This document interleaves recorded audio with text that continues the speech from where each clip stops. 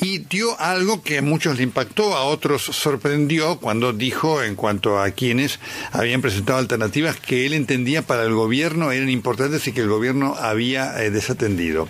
Recordamos ese momento. Hay una parte del acuerdo con el fondo que tiene una iniciativa que en realidad toman partes de una propuesta que le hicieron dos economistas argentinos, que son Javier Milei y Diego Giacomini, en cuanto a cómo eliminar las LEVAX, y que el gobierno, bueno, se entretuvo, no sabemos muy bien en qué. Muy bien, por eso quisimos hablar con Javier Milei, a quien tengo ya en línea. ¿Qué tal, Javier? ¿Cómo le va? Buen día. ¿Qué tal, doctor? Es un placer enorme hablar con usted. Bueno, muchas gracias. A muchos les sorprendió esto que dijo Nielsen. ¿Cuál es esa propuesta?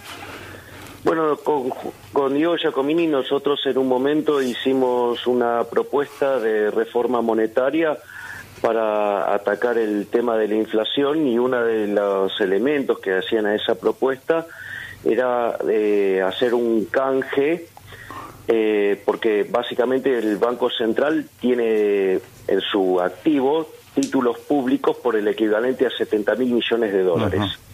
Que era lo que usaba Cristina Fernández de Kirchner para sacar las reservas del Banco Central con unos títulos que se llaman letras intransferibles y que no tienen cotización y que el Banco Central no los puede usar para nada. Entonces, ¿qué es lo que sucede? Lo que nosotros proponemos es que básicamente la posición de LEVAX, que están en manos del sector privado no financiero, que es el 60% de esas tenencias, sean canjeados por títulos públicos, y esos títulos públicos van contra la posición que tiene de deuda la nación contra el Banco Central, y de esa manera eliminar gran parte del stock de LEVAX. ¿Por qué? Porque si esa parte de las LEVAX hay una corrida contra la moneda, eso implicaría un incremento adicional de la cantidad de dinero de un 50% y repotenciaría la tasa de inflación. Entonces, si uno limpia ese stock de LEVAX, tiene dos elementos muy positivos. Uno es que la emisión potencial baja, por lo tanto la inflación futura esperada baja, y al mismo tiempo, como usted está quitando esos instrumentos, ¿qué pasa? Pasa a ser mucho más poderoso, empieza a estar más demandado y consecuentemente eso permite bajar la tasa de interés, con lo cual contribuiría a un mejor funcionamiento del sistema financiero. Está muy claro y se entiende muy bien. ¿Nunca le contestaron, Javier?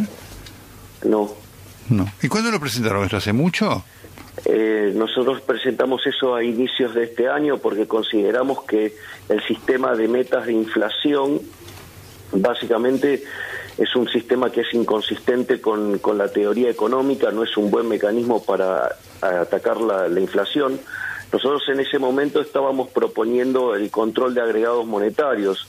Lo que sucede es que Argentina es un país muy complicado y que se encuentra en situaciones como las del 28 de diciembre, que están totalmente fuera del manual, ¿no? Donde un jefe de gabinete avanza sobre la independencia del Banco Central, y eso ahora puso una cuestión adicional, que es este tema que con Giacomini nosotros hablamos de la caída de la demanda de dinero. Yo, doctor, que cuando uno sube la tasa de interés el dólar baja. ¿Por qué? Porque en realidad, ¿qué es lo que pasa? La gente con esos dólares compra pesos y se posiciona en tasa, eso hace que baje el tipo de cambio. Cuando en realidad, digamos, se produce una fuga del peso, o sea, cuando hay un ataque contra la moneda, o sea, esa relación no se cumple. Y de hecho eso es lo que pasa desde el 28 de diciembre, porque nosotros la tasa de interés pasó del 27 al 61%, y aún vendiendo 12.000 millones de dólares de reserva, el tipo de cambio de 17 saltó casi a 30. ¿Esto qué quiere decir? Que hay un repudio del peso, hay una salida del peso. Eso significa que pierde poder adquisitivo del dinero, y eso significa que cuando la tasa de inflación ya venía viajando el 18%, hoy viene viajando los indicadores de alta frecuencia a un ritmo del 50%. ¿50%? Claro, porque fíjese, si usted toma los datos de los últimos 12 meses, la inflación en IPC es del casi 30%. Si toma el semestre anualizado, sí, estamos arriba del 35%. Y si uno toma los indicadores de alta frecuencia y anualiza, estamos en el 55%.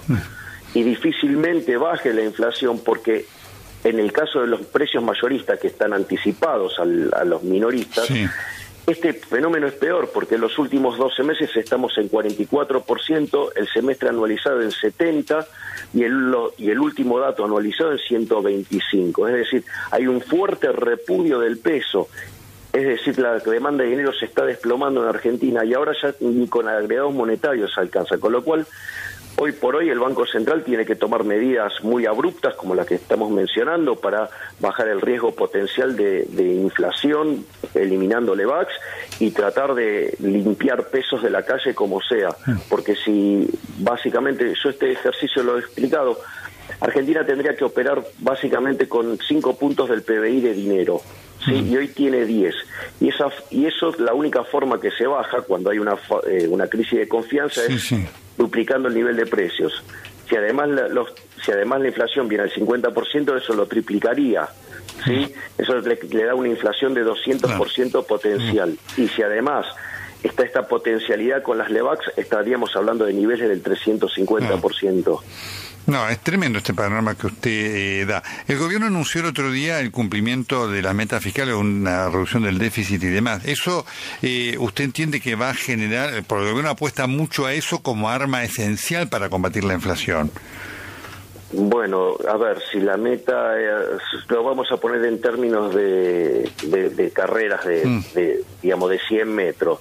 Si yo me pongo como meta hacer los 100 metros en 1 minuto y tardé 59 segundos, sí, cumplí la meta. Ahora, Dios, con eso no voy a ninguna olimpiada, ¿no?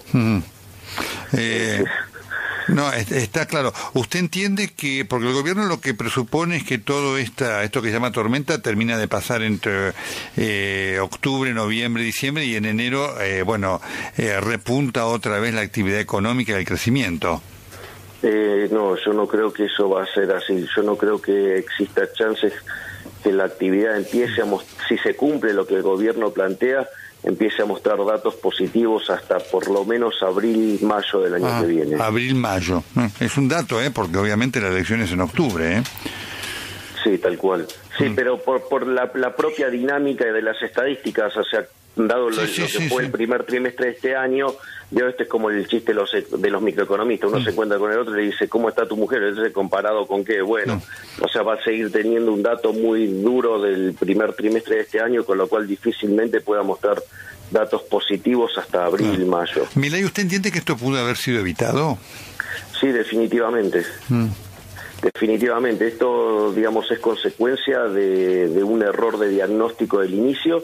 De hecho, el problema de las LEVAX es absoluta responsabilidad de Alfonso Pratgay, quien negó un problema técnico que se llama el money overhang. De hecho, la propuesta para sacar el money overhang había dos, una se llamaba bono Milei y el otro bono se llamaba Milei-Nielsen-Giacomini. Así es que, digamos, o sea, este problema ya estaba, digamos, o sea, lo que pasa que cuando se abrió el cepo y Pratgay decidió no limpiar con títulos públicos el sobrante de dinero, a Sturzenegger no le quedó otra que salir a limpiar la plaza con las LEVAX. Esa es una de las cosas.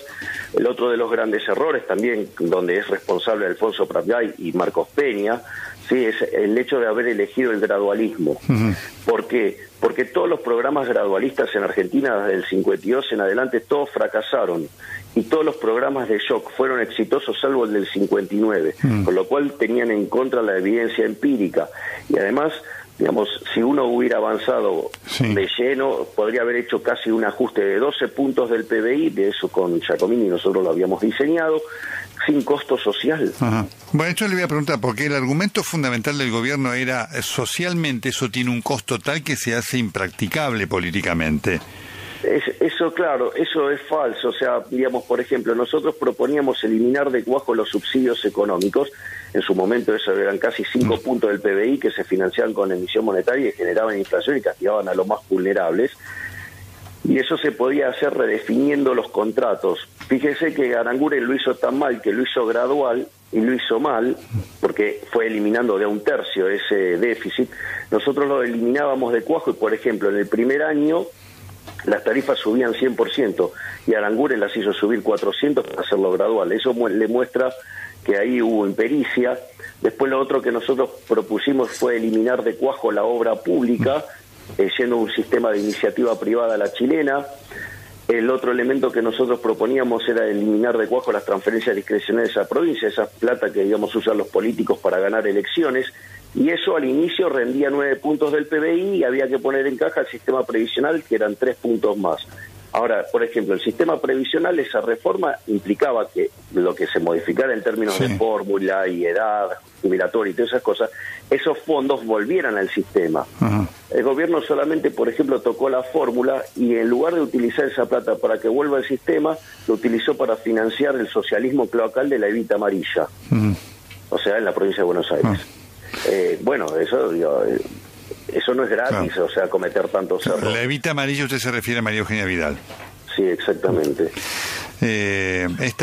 Bueno, realmente hay una profusión de cifras que habla de por lo menos de un estudio importante. Es inevitable tener que preguntarle esto, porque usted se ha transformado ahora en un personaje mediático, digamos que casi apunta contra su seriedad. ¿Le molesta, le perjudica, le sorprende? No, para nada. Porque muchos lo usan para desacreditarlo, ¿no? Para decir, bueno, mire, está el sexo tántrico, el romance con Moria, la pelea con fulano. Insisto, ¿le perturba, le sorprende, le molesta? La verdad que, digamos, o sea, que, digamos, los mediocres digan ese tipo de cosas, a mí no me molesta lo más mínimo, porque, digo, son mediocres. A ver, el punto es el siguiente. La pregunta es, ¿acaso por ser economista no puedo tener relaciones sexuales? Digo, ¿acaso por ser economista no puedo tener romances con distintas personas?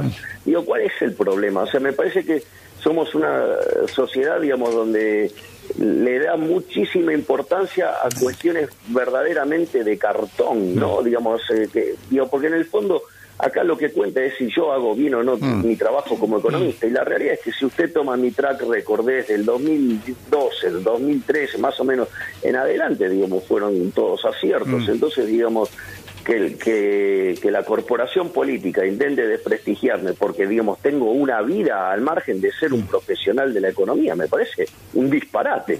Pero bueno, digamos, ¿qué podemos esperar de una corporación política nefasta, así, que ha hecho que este país, por ejemplo, han duplicado el tamaño del Estado desde el año 70 en adelante y sextuplicaron la cantidad de pobres y ellos están todos ricos? Claro, obviamente, soy un personaje bastante molesto para ellos porque en el fondo los dejo en evidencia como lo ineficiente y los ladrones que son.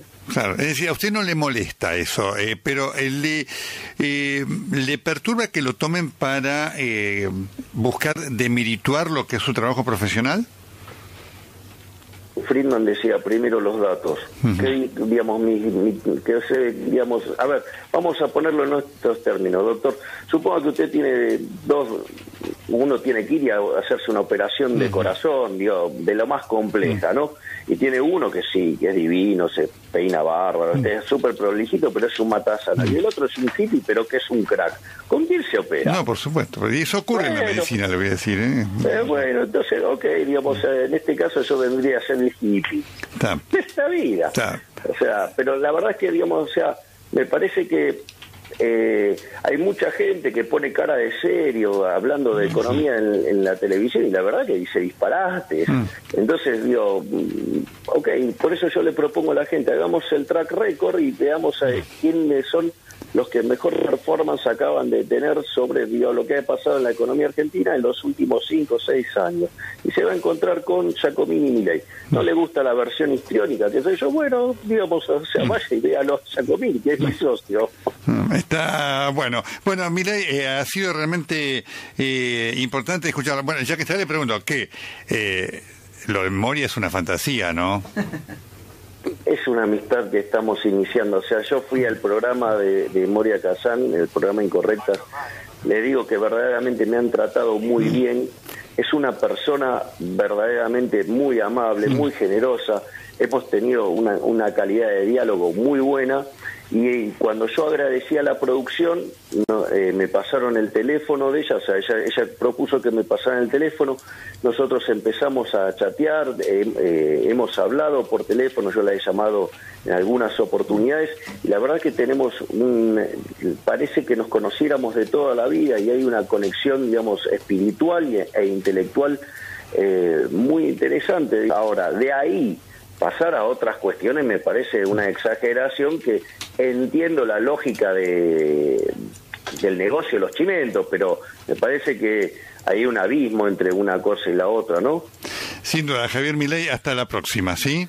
Un placer enorme hablar con usted, doctor. Muchas gracias. Javier Milei, el hombre que, como dijo Guillermo Nielsen, le presentó al gobierno junto con sus socios Giacomini la forma de desactivar esta bomba explosiva de los LEVAC. No le prestaron atención.